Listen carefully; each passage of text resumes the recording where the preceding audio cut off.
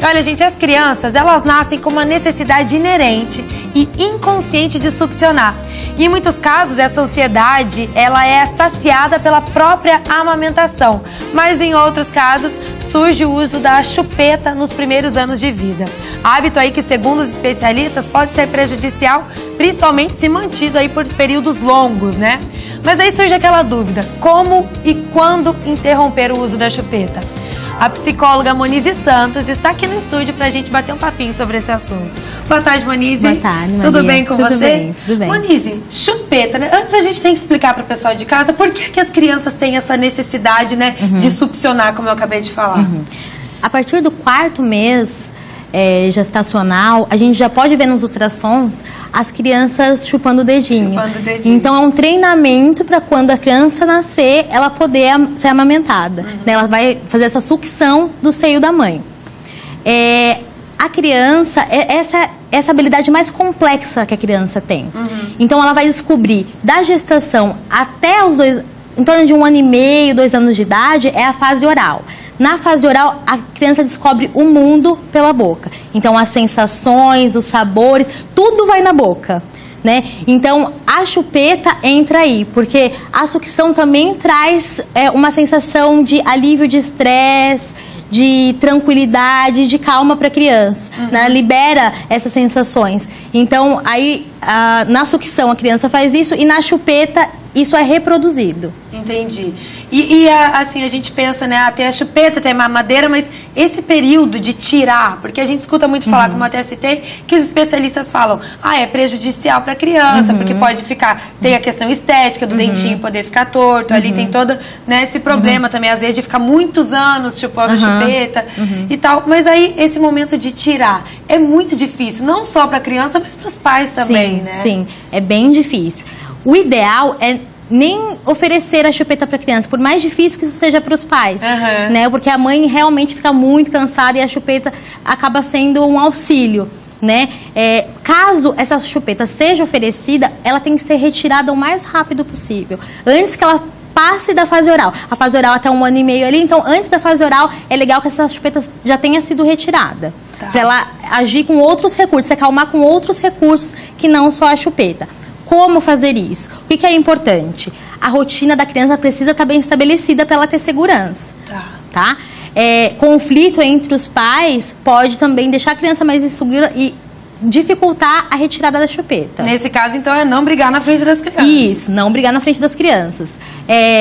Quando acontecem eventos novos, como o irmãozinho novo nasceu, ou a criança vai entrar na escola, ou desfraude, não é o tempo de tirar a chupeta. Né? Tem que ser unicamente a retirada da chupeta. A gente faz isso explicando para a criança o que acontece com a boquinha dela se ela ficar utilizando chupeta. Né? A gente acha que a criança não entende, mas a criança já entende.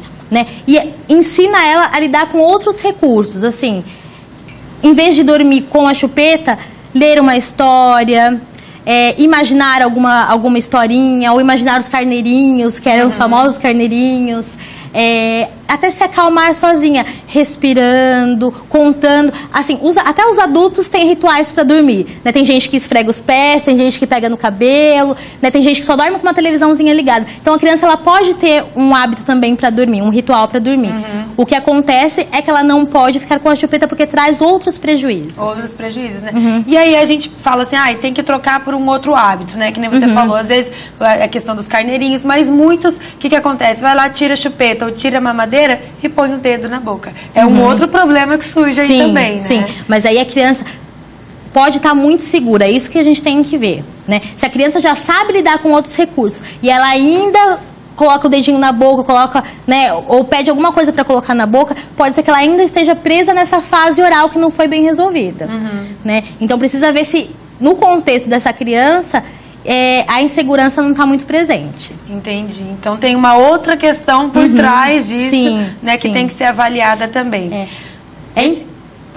esse momento da interrupção aí que a gente está falando, você comentou que tem que fazer essa troca e tudo de hábitos, mas a criança, por exemplo, tem que ser radical ou tem que ser mais gradual? Porque às vezes, se for demorar muito tempo, talvez ela não consiga, mas também, se for muito radical, pode ser ruim para a criança, Sim, né? Isso vai depender muito de como os pais veem essa criança. Se é uma criança que funciona melhor com coisas mais imediatas, pode fazer essa retirada. Mas o ideal é que vá se tirando gradativamente. Se ela usa a chupeta durante todo dia, que vá diminuindo esses acessos à chupeta, utilize só para dormir, né? E aí vai diminuindo e até que essa retirada aconteça totalmente. O que também quando a gente comentava aqui que ia falar desse assunto, muitas mães aqui da TV mesmo vieram falar comigo e disseram assim: Maricel, pergunta sobre a criança que fica no peito da mãe como se fosse a chupeta. Às vezes não precisa nem mamar, mas aí tem que vir no peito para dormir, a criança para relaxar. Então ela fica no peito da mãe como se fosse a chupeta, só que a criança não pega a chupeta de jeito nenhum. Como agir nesse caso, Monique? Isso.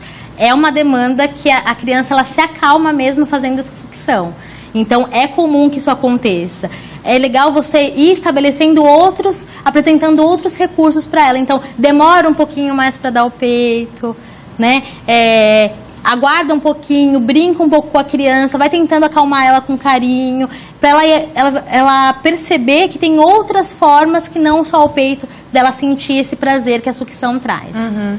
E agora sim, tem muitos casos que as crianças chegam ali, às vezes, a 6 anos de idade, 7, ainda com a chupeta, né? E aí, se a mãe, o pai em casa, ninguém conseguiu, o irmãozinho tentou ajudar também, ninguém conseguiu, aí sim é hora de procurar um especialista, sim, né? É legal procurar uma orientação do odontopediatra, do psicólogo, para que esse encaminhamento seja feito de forma correta, né? Porque a chupeta pode atrapalhar o desenvolvimento da fala, o desenvolvimento do crânio facial da criança. Então, pode trazer vários prejuízos biológicos, além dos emocionais. Além dos emocionais. Sim, também. porque a criança, ela fica exposta, ela é comparada com as outras porque ainda usa chupeta. Isso deixa a autoestima dela mais baixa e ela necessita ainda mais da chupeta. E ela sabe que não é uma coisa saudável, a criança, porque ela já faz isso escondido. Sim. Então, ela já sabe que aquilo ali, não posso, né, chupar chupeta na frente dos meus coleguinhas, não posso na escola.